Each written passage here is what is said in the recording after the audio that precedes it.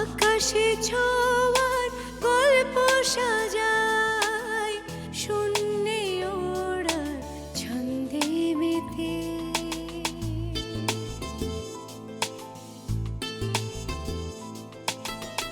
আকাশে যে অসীমের ঠিকানায়, সে যেন শুধু দৃশ্য সাজায়।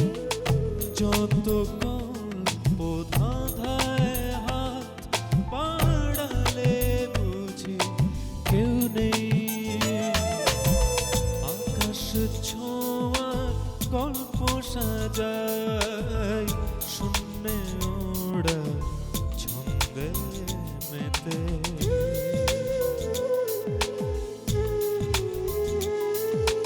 ধাওন্ত তোমার গতি ছুটে চলে অবিচল, আমার আঙিনা প্রজাপতি চঞ্চল।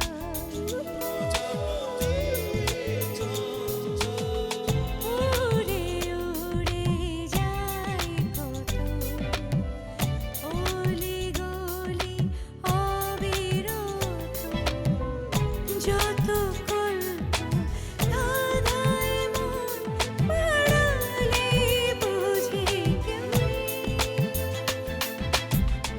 আকাশে ছোঁয়ার গল্প সাজায়, শূন্যে ওড়ার ছন্দে মেতে।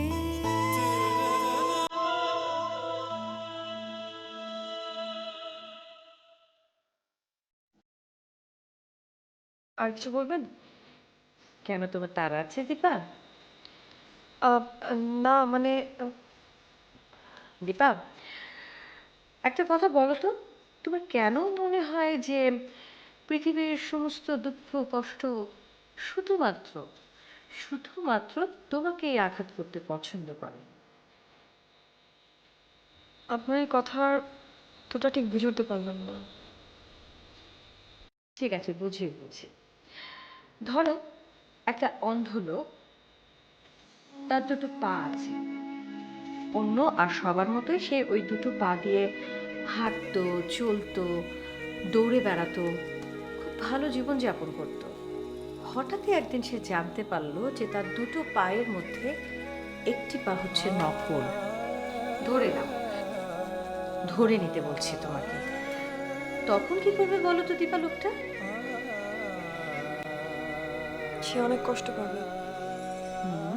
কষ্ট পাবে, পেল, তারপর? সে কি তার ওই নকল পাটা দিয়ে সব কাজ করতে পারছিল?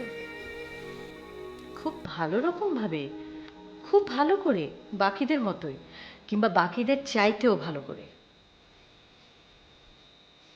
তাহলে তার উচিত তার মনের কষ্টটা মনে রেখে দিয়ে তার একটা পা নকল কিনা সেটা যাচাই না করে জীবন যুদ্ধে লড়াই করা, দৌড়ে যাওয়া। তাহলে তুমি কেন কলেজটা ছেড়ে দিতে চাইছো দীপা? তোমার বাবা আমাকে সব বলেছেন।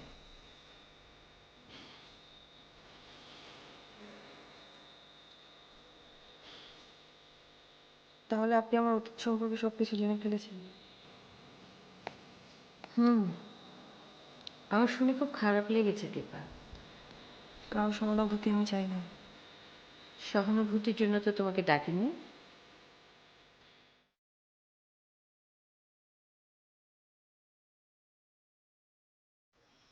বেলাত ভাই, বেলাত ভাই, বেলাত ভাই। রূপা, তুমি এত রাতে? আমি জানি অনেক রাত হয়ে গেছে। আচ্ছা, আপনার সাথে আমার শেষ যেবার কথা হয়েছিল সেবার আপনার প্রতি আমি একটু বেশি দরদ দেখে ফেলছিলাম, তাই না? যাই দেখিয়েছিলে সেটা ছিল তোমার সিদ্ধান্ত, আর এখন তুমি সেটাকে কি নাম দেবে সেটাও তোমারই সিদ্ধান্ত। আমার সাথে কখনোই এত পেঁচিয়ে কথা বলবেন না। তাহলে সরাসরি বলি, তোমার দলের দুজন ছেলেকে আমি চড় মেরেছি, আর তাই আমার প্রতি তোমার মেজাজ চড়ে গেছে। কিছুদিন আগ পর্যন্ত শিলাজনিত কারণে আমার প্রতি তোমার যে সমবেদনাটা ছিল সেটা ফানুস হয়ে উড়ে গেছে। তোমার রাজনৈতিক বন্ধুদের মেরেছি, তাই তুমি আমাকে খুন করতে এসেছো, ঠিক? সব কিছু যদি আগের মতো ঠিকঠাক চলতো তাহলে আপনার কথাই ঠিক হতো। রূপা, এখন তুমি আমার সাথে পেঁচিয়ে কথা বলছো। ঠিক আছে, আমিও সরাসরি কথা বলি। আপনার জন্য আমার আর পল্লবদের রাস্তা আলাদা হয়ে গেছে। আপনাকে কিভাবে পথ থেকে সরাবো সেই রাস্তা বের করতে গিয়ে আমাদের রাস্তা আলাদা হয়ে গেছে।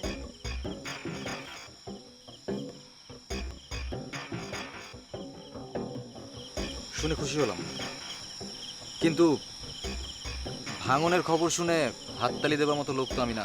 জানি তো, হাততালি দিতে না পারেন, হাত মেলাতে তো পারে। হাত মেলালেই কি আমাদের যুদ্ধ থেমে যাবে?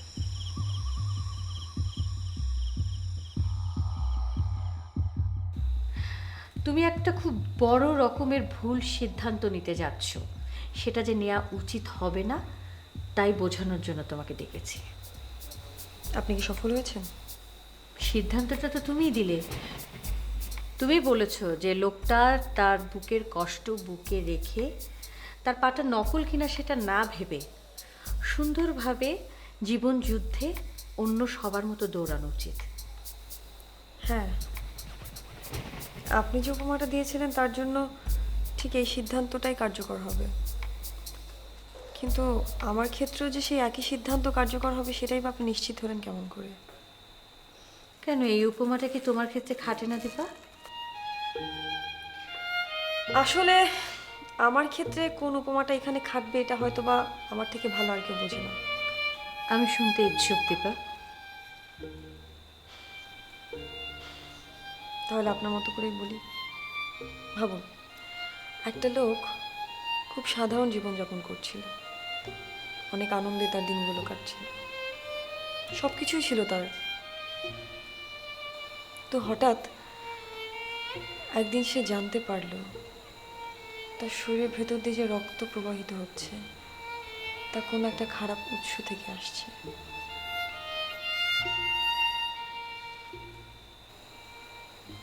তখন সে কি করবে? আমি ধরে নিতে বলছি।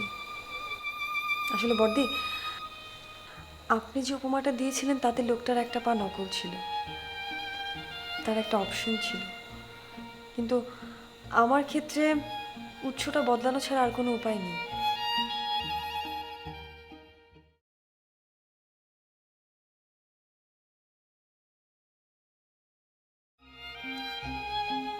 ভালো থেকো দীপা। আপনি আশা করছি তুমি খুব তাড়াতাড়ি নতুন কোনো উৎসের সন্ধান পেয়ে যাবে, আর ততদিন পর্যন্ত আমি তোমার কোনো কিছুই ক্যান্সেল করছি না।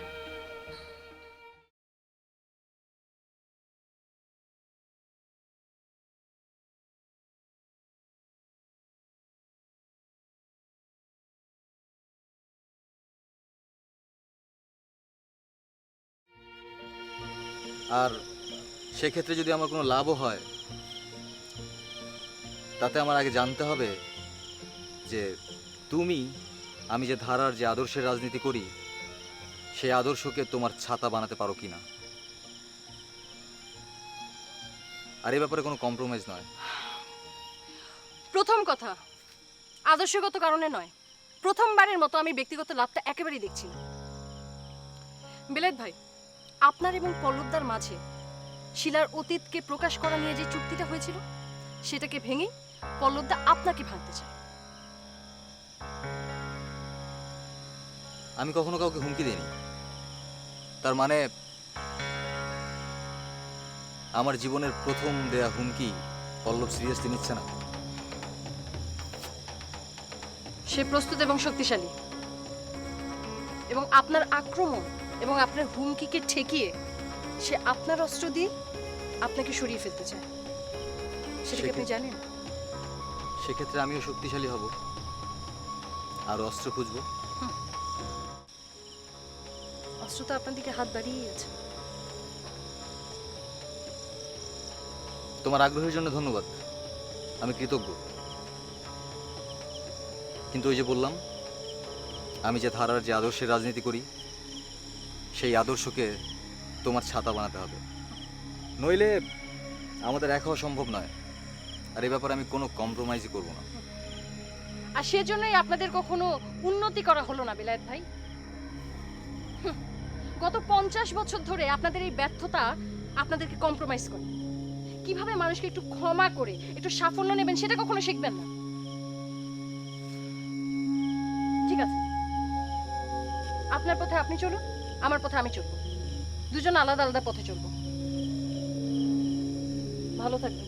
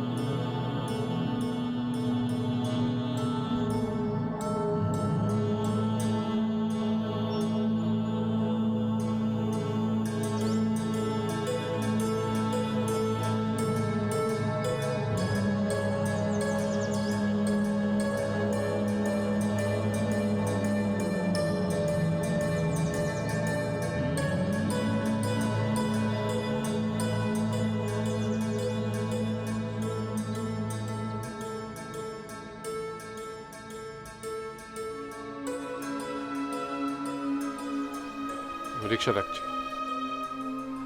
আর কেউ নেই? কে? আমাকে বোঝানোর জন্য, আমাকে থামানোর জন্য এখানে আর কাউকে কোনো কিছু বলনি? বড়দিকে বলার পর থেকে আমি ভয় ভয়ে ছিলাম, তুই হয়তো ব্যাপারটাকে অন্যভাবে নিবি। এই বিষয়টাতে তাকে না টানলেই পারতে। ভুলে গেছে, তাকে না বললেই ঠিক ছিল। বলে যখন, তাহলে পুরোটাই বলতে। পুরোটা? হ্যাঁ, আমার খরচের সাথে সাথে প্রতুল বাবুর অন্যান্য সম্পত্তির উপরে যে তোমার লোভ আছে সেটা বললেও তো পারতে। বাস, আর একটা কথা বলো, আর একটা কথাও না, একদম চুপ। আপনি লেখাপড়া ছেড়ে দিয়েছেন, আমি খুব খুশি হয়েছি, খুব খুশি হয়েছি। আমি লোভ, আমি টাকার লোভ। দুবার বলেছেন, ঠিক আছে। তৃতীয়বার এই একই কথা আমার মেয়ের কাছ থেকে শুনলেই কি কষ্টটা পাবো সেটা শক্তিটা আমার নেই সহ্য করার মতো। আমার ভুল হয়ে গেছে। আমি নিজে বোঝানোর পাশাপাশি বড়দিকে বলেছিলাম তোমাকে বোঝাবার জন্য। সেজন্য তোমার কাছে হাত জোড় করে আমি ক্ষমা চাচ্ছি। আর কখনো এই কথা আমি তোমাকে বলবো না। কিন্তু তুমি তুমি এখন থেকে একদম চুপ, একদম একটা কথা বলবে না।